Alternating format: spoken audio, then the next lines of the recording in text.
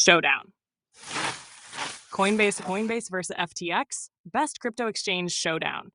Hey everyone, welcome back to the channel. In today's video, we're putting Coinbase FTX head-to-head to see which crypto exchange is better for beginners, traders, and long-term investors. Coinbase overview. One of the largest and most trusted crypto exchanges in the world, known for being beginner-friendly with a very simple interface. Supports hundreds of cryptocurrencies. Offers Coinbase Advanced Trade for lower fees and better charts. Regulated in the US and publicly listed on NASDAQ.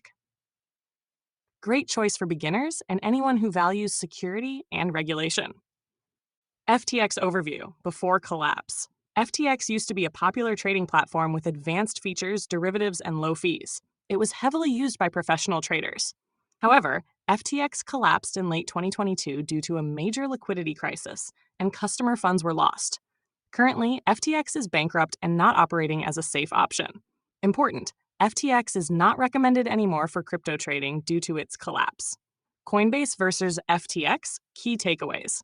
If you're choosing between the two today, Coinbase is the clear winner because it's still fully functional, regulated, and secure.